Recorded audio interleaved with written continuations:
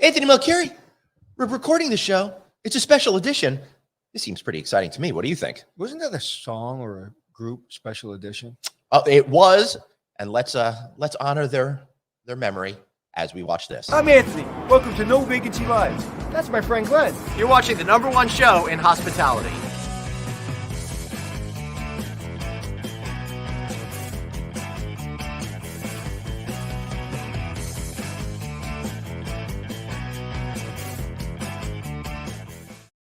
Hey everybody, Glenn Hausman here with the one, the only Anthony Melchiori, coming live on tape or on digital video from the Garden City Hotel in Nassau County, Long Island. All right, so special edition, I guess, was a TV show, like one of those news TV shows where New Edition was the band. Right. And special edition is with Deborah Norville.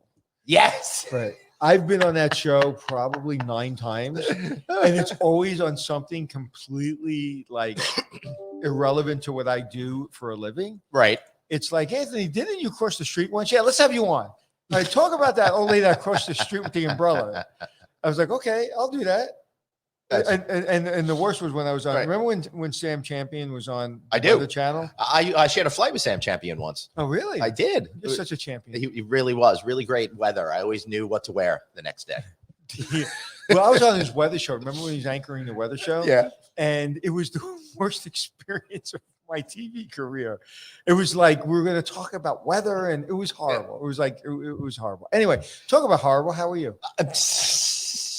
I'm doing great. Okay, so we have our favorite person on the show today. Oh, we do. Wait, I'm already on the show today. That's correct. We have our second favorite person. All right. We're going to get a good legislative update and talk all about politics because we know you guys love doing that. That's why we got back to the show. Chip Rogers, President and CEO, American Hotel and Lodging Association. Chip, great to see you. Happy holiday season to you, sir. Thank you, gentlemen. Wonderful to see you. It's been too long, and I have been to the Garden City Hotel before. It is a lovely place and easy access to Manhattan on the Long Island Railroad. So, oh my God, Chip, it's right across the street. It's so convenient. And when you're here, you really feel like you're in a beautiful hotel in New York City, and all you have to do is you'll probably get to the city quicker from here than you would go to Times Square from downtown New York City. So it's very convenient. Yes. Having been in New York quite a few times lately, one thing we know for sure, traffic is back. And plus, all the streets are down to like 1 lane now, so you can't really move. It's crazy. Well, I don't know what this mayor is thinking, but I don't know how I'm into the city. I think he's packing his bags to leave. You have 1 lane for all the traffic. You have bus lanes that, God forbid, you get in the bus lane to make a right turn. The bus takes a picture of you and sends it to your house and charges you $150. Not that that's happened to me 3 times. You have bike lanes everywhere. You have scooters everywhere. And then you have these restaurants now in the street, which I'm cool with that. I'm cool with the bus lanes. I'm cool with it all. But when you put it together, the driver, I said, like my daughter said, well, I'm going to drive in the city. I said, no, over my dead body, you drive in the city. Like I could barely drive in the city. I've been driving for 40 years. It is really difficult right now to drive in the city. Yeah. And Anthony, you're right about the bus lanes. Like I'm with you. I don't have any problem with the bus lanes, but you shouldn't prohibit cars from occasionally getting in those bus lanes because they take up half the road. Right. And especially off hours. I mean, there are some lanes you can get in off hours, but it's the signs are this big. You really can't read them when you're driving. It's just, I don't think they were thinking. I mean, it's just, you can't make the driver the third priority or the fourth priority. Everybody's a priority over the person in the car. And I think that's one way to get people out of cars. Yes. Because it's getting me close to getting Well, I think that's kind of the whole point of it, isn't it? Is, we've spent so many decades focusing on the suburbanization of stuff and having car culture. And now some of these cities are realizing maybe this isn't such a good idea. Maybe we need to change. But we're not here to talk about hot traffic talk, although I will tell you it is one of my favorite subjects. Don't get me started on Strode's guides. Then we won't have a chance to talk to anything else. But one of the issues, Chip, that we're seeing, and it's really becoming frustrated, is continued supply chain issues that are impacting hotel operations. In fact, producer Dave was just telling me they ordered some linens back in June, and it finally arrived a couple of weeks ago. Yeah, it is really beyond belief. When you think about the challenges the industry is facing, this is not one that we really thought was headed our way maybe 6-8 months ago. We knew labor was a problem. We knew shutdowns were an enormous problem. We didn't really think about supply chains. And we just did a survey of all of our members, and we have 33,000 members, so it's a pretty accurate survey.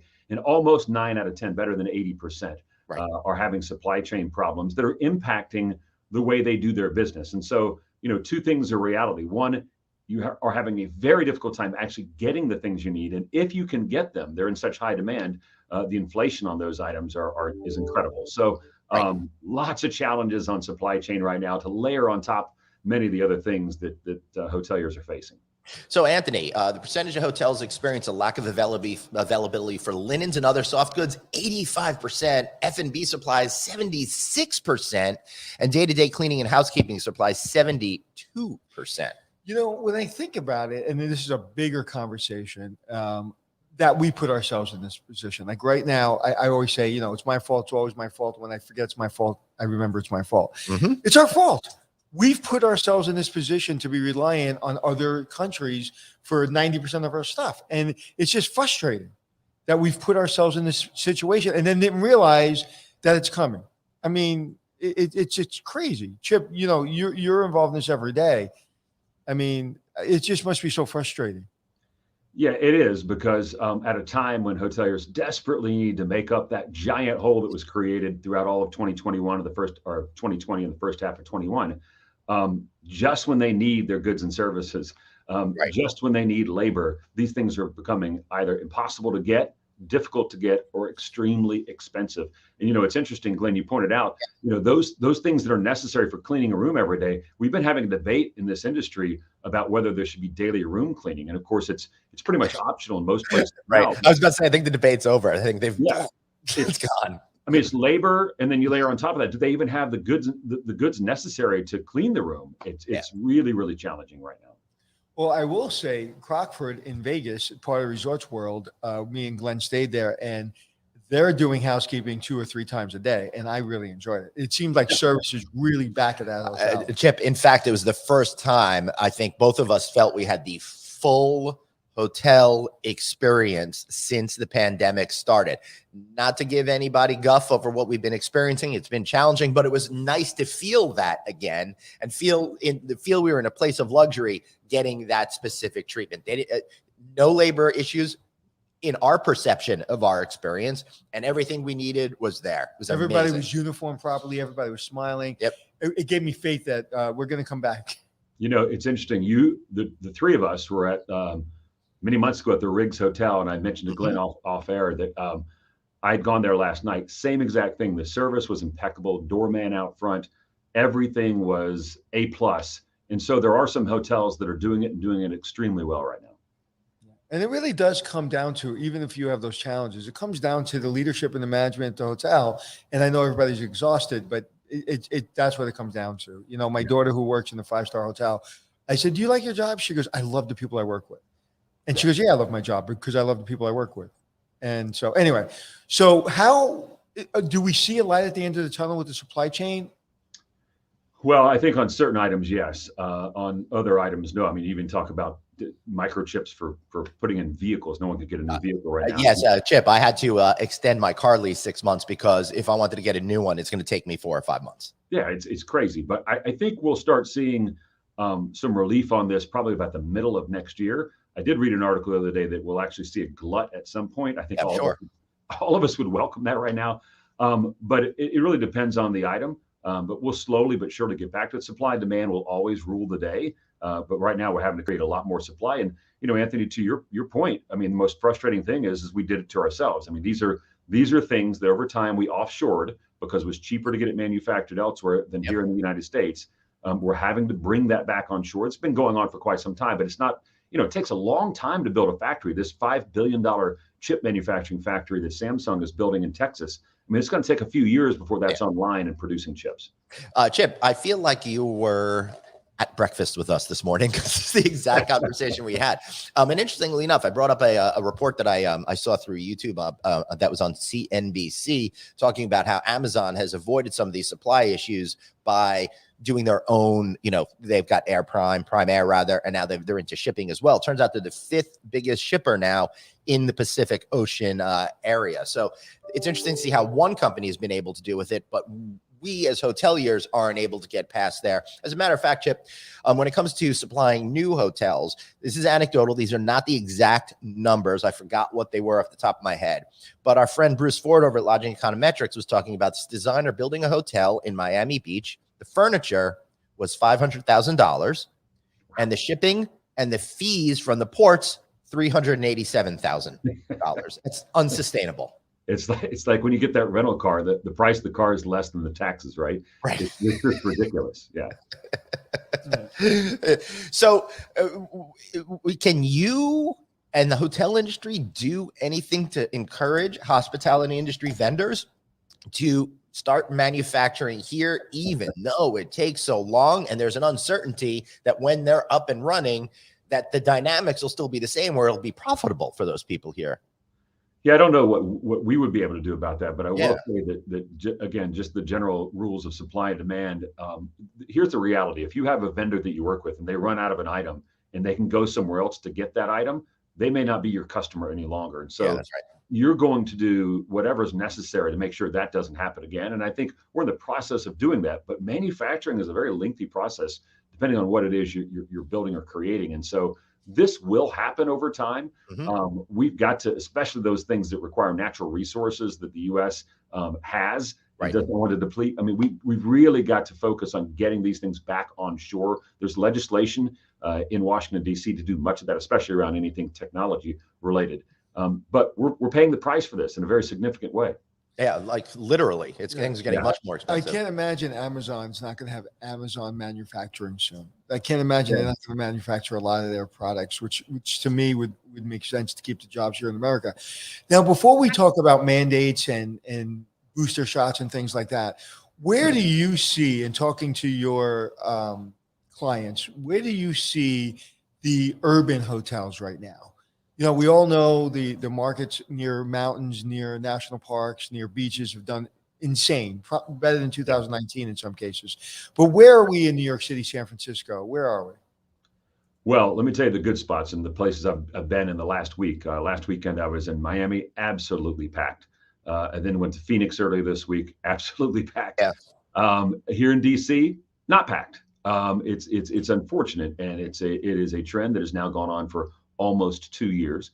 I mean, you guys see it in New York City. New York City is back. It's not 100% back. Right. It's much better. I mean, we've flipped the narrative in New York. It used to be Monday and Tuesday nights. Now it's Friday and Saturday nights.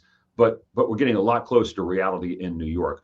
International travel matters so much, and I know we're going to get into that in just a minute on people coming into the U.S. But New York, Washington, D.C., San Francisco, those are three of the prime markets when you're talking about people coming into the U.S. from outside and spending a lot of money staying in hotels. And so this issue of international travel is not one that we should just easily dismiss, because our major markets, our gateway markets, absolutely depend on it. Yeah, that is very true. So the vaccine thing is really interesting, and the indoor mask mandates are really interesting. And I don't know about you and Chip and you, Anthony, but I feel like wherever I am, I'm getting it backwards in my head. Every single time I'm in Vegas, I walk out of the room without the mask and have to go back. And then when I'm in cities where you don't have to wear the mask, then I'm like, what am I forgetting? What am I forgetting? Like oh, New wait, York. I don't have to. Right. New York, I don't have to. You don't have to wear a mask. But you've got to show vaccination cards, which nobody is really looking No, at actually, at the same time. I don't agree with that. In New York City, I've been in Black Friday. I was here all weekend with my kids. And you got carded? Everywhere. Wow. Everywhere. Wow. I had not seen that personally in my experience. But so, Chip, international travel, we are so dependent on it. And last month, it finally started to come back. But then as soon as that happened, all of a sudden, it feels like, we're Luke Skywalker and Han Solo in the trash compactor and the Death Star, and the walls are slowly closing in on us here. How do you assess the situation as of today? I think we're in okay shape if we don't go any further on the restrictions. We began to see that little initial burst of international travel. I was in New York the day that they did it. The next day I was in Times Square and talked to somebody from the UK who was just waiting to get in the US, and they had just landed a few hours earlier. So that was really cool to see that. We need more of that. The Omicron thing really sent shockwaves through the markets. Lawmakers, even all the way to President Biden, were concerned about it. There was some talk about creating quarantines for people traveling back into the US, even with a negative test, Right. that would be devastating. That would be the worst thing you could possibly do. Luckily, Right. that has not happened. You know, the testing, I was talking to some international folks the other day, and the testing thing's not as easy as you think it is. We've taken it from the 72 hours and shrunk it down to 24 hours. That would seem to be easy, especially if you're using one of those at-home tests. Yeah. But if you're not, there's a lot of places that can't process it that quick. And so Right. it will dampen international travel a little bit. I Well, understand. unless you pay $250 like I did last time for my daughter.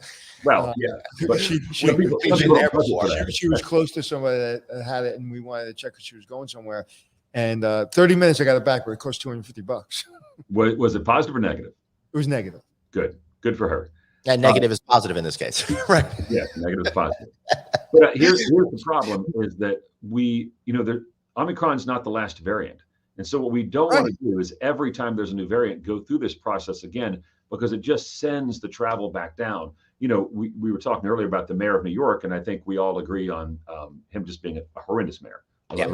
We're going to show for him. We're going to have a car ready for him to go. And we definitely are part of the whole panoply of political spectrum here in this But conversation. for him to send, the vaccine mandate that he's putting on all private employers, A, it's unconstitutional, B, the courts almost certainly aren't going to uphold it.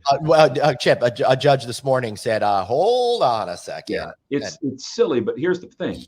One, you don't do that to the guy coming in behind you. That's just bad behavior. Right. And so people know New York is getting a new mayor on January 1st. And now we've got this guy who's trying to put in rules with like 3 weeks to go. And that's a hell of a rule to leave. Yeah. I thought the same thing, Chip. You're leaving it for why are you doing that to the guy? Right. So sorry to interrupt, Chip. Go ahead. But even though it's not travel related, it sends that message that we've been talking about all along, the message of consistency that you mentioned a moment ago, Glenn, about mask here, mask there, I don't know. When you have consistency, people can plan and they can plan travel. When you don't have consistency, people just avoid those areas. And that's only going to hurt New York. I know it has nothing to do with travel, but people are looking at New York saying, well, when are they going to change another rule? And they just don't know. Well, it's starting to happen with the 5-star hotels. They haven't taken a big hit, but I'm hearing, across all the people that I talk to in the 5-star hotels in New York City, that they're starting to see 2-3 reservations a day cancel. And these reservations represent 10 days, Christmas holiday time, where they come and they spend $100,000. I mean, you're staying in a 5-star hotel and you're going to be there for 10 days. You're spending $100,000. And little by little, you're starting to see some cancellations, I'm hearing. So hopefully that's going to stop now that it seems that this variant isn't as devastating as people thought, as long as you're vaccinated. And so hopefully it's not going to be as bad as people first thought. Yeah, knock on wood on that. But you're exactly right. And when we turn away the people who most want to come to our hotels and spend the most money, we should not have any other expectation that that's going to hurt us long term economically. And it's not a game. And some of these people treat this as a game. And the last thing I'll say on this, which I think I've said every time I've been on this show, they always talk about follow the science, follow the science. Economics is a science that has to be part of the discussion. It does, and we can't ignore that any longer. Listen, we were big proponents of the lockdowns right at the beginning because we didn't know what we're dealing with. I think it's very clear and understandable the situation we're in right now, and we're all adults. Some of us are better at adulting than others, and we can make our own decisions at this point about what we're going to do. Listen, at this point, I'm a mask guy. I took my vaccines. I got my booster. I show my card. I'm a good citizen, but I'm not wearing a mask when I walk into a store if it doesn't say wear a mask. I am not walking down the street with a mask on. Yeah, I am not going to a party. I am going to live my life because I followed all the rules. And just as quickly as I can, God forbid, get sick from COVID, there's other things. So I've done everything to protect myself. Now it's time for us to get back out there and travel. Yes. Yeah. And the thing about that, Anthony, is that even if you're fearful of, like, I got my mask right here. So I put this on when it's necessary. Yeah. But it's part of my everyday life. Traveling's part of my everyday life. And so traveling's not any worse off than going to the grocery store or the bank or anything else you do in your normal life. In fact, in many cases, it's safer. So why exclude that from your life? Yeah. And listen, you go to Vegas, you have no idea. Like, having masks in Vegas has not stopped Vegas from coming back. I mean, it's blistering. Yeah. Vegas is packed and everyone's wearing a mask and no one's complaining about it. They're just wearing it. Everyone was wearing a mask while you were there, Anthony. I stayed a couple of extra days, and you could tell different cultures and different states that people are coming from, because National Finals Rodeo, the NFR, came into town, and all of a sudden the amount of masks that were on indoors plummeted between Wednesday, Thursday, and Really? Friday. I didn't see that. Yeah, it was really interesting phenomenon to see. But Glenn, the number of Wranglers went up. I don't tell you, man. It's really amazing. NFR is like the coolest event. I'm a hardcore New York guy. I don't get cowboy culture at all. But whenever I go there in December, I freaking love it, because there's like boutiques everywhere that pop out of nowhere with all the coolest country western gear. Right in the middle of Resorts World, they had a boutique that popped up. The only thing I take umbrage with is they turn the soundtrack to modern country music, which I'm not a fan of. Let's go to old school country music. Anything from, Johnny Cash older. Let's stick with that, But Chip, this is why we have you on these shows. We need you on Capitol Hill working for us so we can get better, more classic country music. So what is the feeling, without going into politics too much, what is the feeling on Capitol Hill right now? We had a change of administrations. People have their opinions on either administration. Where are we? Thanks for that question, Anthony. Really big issue, because it's playing into everything that's happening here in our nation's capital. The reality is that there are about three things working against the Democrats, particularly the House Democrats. One, you have redistricting, which is taking place right now. The maps that have already passed in certain states have already given Republicans enough votes, assuming those Republican districts were to hold, to take over. On top of that, since 1934, the president's party has only gained seats twice in all those midterm elections, and they happen every 2 years, have only gained seats twice since 1934. The average loss is 29 seats. Third, the president and the vice president's approval ratings are at historic lows. Right now, President Biden's numbers are lower than President Trump's at the exact same time. When you add all that together, what that means is, and you're seeing this play itself out with so many senior Democrats retiring from Congress, is they're saying, hey, this is our last shot. And when someone is, I don't want to say backed into a corner, but when someone recognizes this is the time they have to act, they begin to do things in a lot more expedient manner. And so we're seeing a lot of pressure to get a lot of things done, good and bad, because Democrats realize our time is running out here, at least in the House of Representatives. And so you're going to see things. I mean, we know we've got the reconciliation bill, the $2 trillion spending bill is the major item, but that won't be the last item. There are a lot of things that will try to be pushed through before next November. So is that bill good for us as hoteliers? There's not a lot in there for hoteliers. For taxpayers, there's a lot of tax increases in there. The big concern, and I don't want to get too far into economic minutia, but if you recall, for decades, one of the challenges this country has was that C corporations, public corporations, were treated differently from a tax standpoint than what are known as pass-throughs, your partnerships, your limited liability corporations, your S corps. Right. The last tax reform back in 2017 fixed that for the most part, best that it could. This undoes a lot of that, and there'll be huge tax increases on the pass-throughs. That's damaging for small businesses, and that's where we have some serious concerns. Right. Well, I got screwed when they changed the salt tax deductions. I'm hoping that they could fix that particular problem. Move to Florida, solve the problem.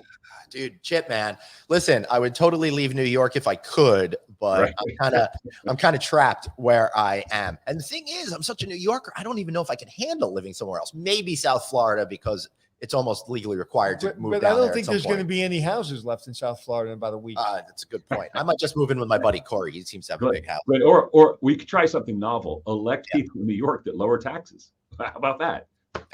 Forget about it. What are you talking about over here? I tell you, I moved into my house. I'm very fortunate. I live in the 5 boroughs, and we had low taxes when I bought the house. I'm paying almost Long Island taxes. Really? Yeah, I'm paying 4 times the tax rate that I was paying when I bought the house. I'm so sorry to hear that. Well, I'm sure your local government is spending that money effectively. They are. Well, listen, De Blasio spent it perfectly. He did a great job. It's fantastic. You can't have conversations about Biden or Trump, because you don't know if who's on what side. So you just leave that alone. You don't talk about it. But the good news about our mayor here, de Blasio, you can talk It's the best. anybody, and everybody's like, he's horrible. 100% disapproval rating. Yes. Yeah, 100% disapproval rate. It was really sad when they polled his wife, and she's like, but Chip, what else is going on that we should know about today? What's keeping you up at night? Yeah. Look, there's good things and bad things happening at the local level. Yep. The good thing is the ARP funding, and again, we would give props to President Biden on that. Mhm. That money is still being spent over an extended period of time, Mhm. and there is portions of that money that are going to hoteliers. We've got a number of states where money is now getting granted directly to hoteliers, and we 100% support that, and we're lobbying on that and working on that all across the country with our state partners. The flip side of that is that the union issue is pretty significant. You guys know all about the policy there in New York that was passed about having to pay severance pay to people that aren't working.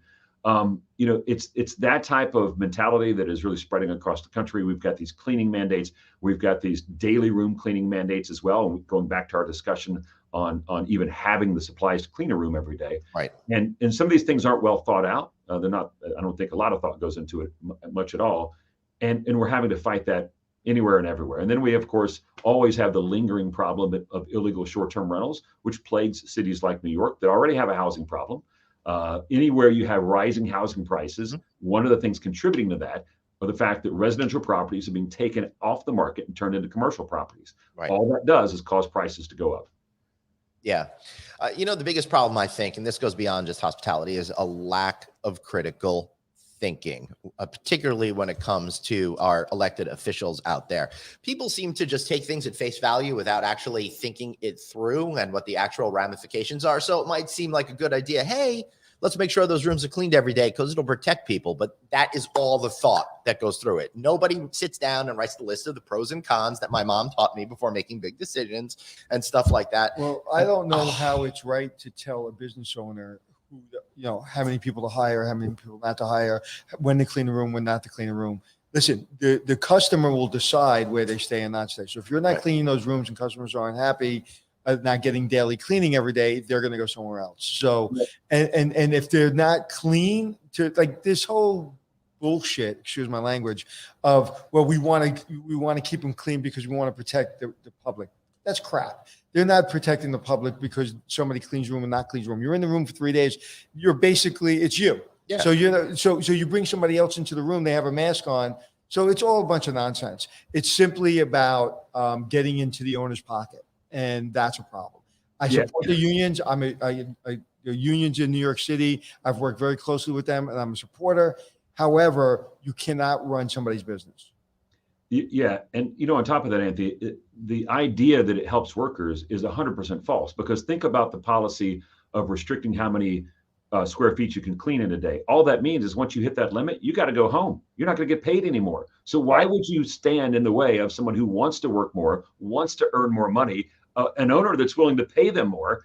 And the union steps in the way and says, nope, you're not allowed to work anymore. You're not allowed to earn any money. It's just ridiculous. Look what they did in room service at the Hilton. They had to take it out because it got too expensive. Mm-hmm. Look at what they're doing with the food and beverage environment in New York City. They're having to outsource a lot of it. All these union jobs are going away. The Algonquin Hotel, there's no food and beverage in the Algonquin Hotel lobby right now. They're trying to figure it out. They reduced the size of the food and beverage footprint. So even when it does open, there's going to be probably 20 union members that are not going to have jobs anymore. And it's all because when you're paying the wages, which I think they deserve. Listen, a housekeeper in New York City makes almost $40 an hour. I think she deserves every penny of that. But an owner, it's hard to pay a housekeeper with benefits and everything else over $100,000 a year and stay in business, no matter how much of a rate you have, because the taxes go up, inflation, everything that we were talking about. So something's got to break. These big hotels in New York City, I won't name them, but there's 3 big hotels in Times Square that everybody's like, oh, they're going bankrupt. Well, they're going bankrupt before before COVID, and they were having the best year of their life, top line. But bottom line, they were being eaten alive. Yeah. It's basic economics should be taught and understood. So, Chip, is there a solution here? Maybe technology has something to do with it, to be able to pay people a wage that will get them to fill all the open jobs across the country, but not bankrupt owners and kill all those jobs simultaneously? It seems impossible. Well, no, look, people have to recognize what Anthony was just saying right there. Here's the bottom line. You can only spend so much money, and that amount can't be more than your revenue, right? And Right. so over the long term. And so you have a portion, you guys run businesses, you have a portion that you can spend on labor. And so there's only two ways to go. Like you either lower the wages and hire more people, or you raise the wages and hire fewer people. That's the only two things you can do, right? But you can't go above what you have budgeted for labor in the long term, or as Anthony pointed out, you go out of business. And there's nothing that any lawmaker, any union, anyone can do about the basics of economics. The laws of economics hold no matter what we think, no matter how emotionally charged we are to an issue. And so over the long term, if you're going to raise wages, you are going to have to reduce labor, the number of people and the hours at some point. And how do you do that? Either cut services or increase efficiency through technology. It's funny. People say to me, these buildings, what are they going to do? They're going to be eyesores. I say, listen, the owner's going to take care of the building. They're going to make money. They're going to reuse that.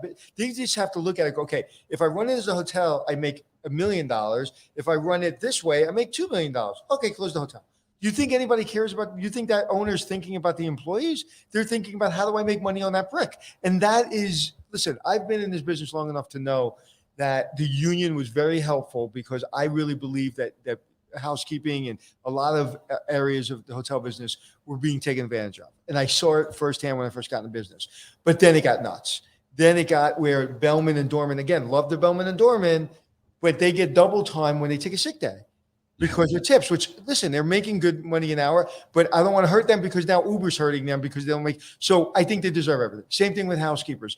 I mean, if you look at a bell captain, and not a bell captain, a waiter in the catering facility of a hotel, they now get a percentage of the room rental. So they get a percentage of food and beverage, and they get a percentage of room rental. So you have waiters and captains in banquets making $300,000 a year.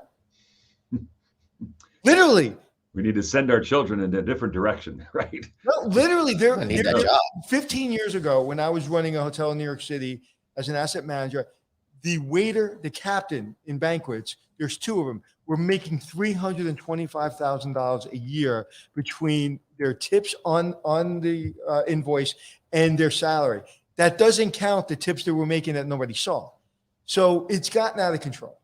Yeah. Well, look, you said it well. People deserve to be paid well for the work that they do, but you can't be paid at a level that puts your job in jeopardy because you close down the business. Right. When you're making more money than a general manager who's running a $200 million hotel, your job's not going to be around too long. Yeah, and that's unfortunate.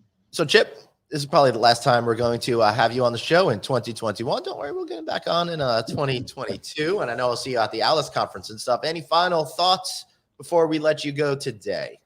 My only thought is, gentlemen, keep doing what you're doing. I run into so many people that watch you on a very regular basis. Awesome. You're informational and even more than that, entertaining. So we appreciate what you do. Well, I don't know if you saw yesterday's show, but yesterday's show was off the rails. We had a guy, Louis Lombardi, who's an actor. He's been on Sopranos. He's been in everything. You know his face if you saw him. And we just said hello, Louis, and then we said goodbye, Louis. And for an hour, Louis spoke, and he was amazing. Yeah, if you want to see me suffer trying to get a word out, watch yesterday's show, which, by the way, was a couple of days ago, because we're going to be running this on Friday. Today's Thursday as we're recording. So I have two questions, Chip. One, we always appreciate you. Thank you for everything you've done this year and the year before. Where are you going on vacation, or where did you go on vacation? I haven't been on a vacation in a long time, back since the summer. What? Yeah, I will. I like to work. I actually I love my job. I love the people I'm with. I love our industry. I like to work, but I travel an amazing amount. I will be at home most of the Christmas holiday in my regular home in Atlanta, spend a little time here in Washington, D.C., and maybe get down to Florida for a couple of days. Beautiful. Yeah. Excellent. Well, thank you, Chip. Have a happy holiday season and an amazing new year. And I can't wait to see how you're going to help everyone in our business in 2022. Thank you, my friend. Thank you so much. You're the best. Bye-bye. Take care. You guys rock. Bye-bye. Man, love Chip Rogers. He's so freaking awesome. You know, when you have a man like Chip and you have a leader like Chip, you don't realize what you have until someone like him decides to leave. Mm-hmm. And you realize the hole that's left for people like him. So I just hope people appreciate everything that he does and how he does it. And you don't have to agree with him. You don't even agree with his politics. I don't know his politics, but whatever side of the aisle he's on, he's there to support hoteliers. And he's so articulate and he's so intelligent and his ability to decipher information and then, regurgitate it in a way that we all understand it is amazing. Yeah, which is fantastic. Yeah, if you guys want to learn how to communicate, besides watching us, listen to Chip. He knows how to say things smartly, succinctly, and gets to the And don't point. use the word regurgitate. No, I only use that when I talk about feeding baby birds, Okay, baby bird, take us out. All right, everybody. Thanks so much for watching this special edition of No Vacancy Live. And why not get the audio edition? Find us at Apple Podcasts, iHeartRadio, Stitcher, all of those places where you get your shows. Well, hey, we're there. Just subscribe to us. You want to talk to us personally? He's at Anthony Hotels. I'm at Traveling Glenn. Any plans this weekend, Anthony, for you? Yeah. Excellent. I can't wait to hear about them. And guys, tune in Sunday. I'm going to be on 365 Sportscast at about 7:30 Sunday night talking about the Genesis concert I'm going to. We're running this on Friday. That'll be tonight, December 10th.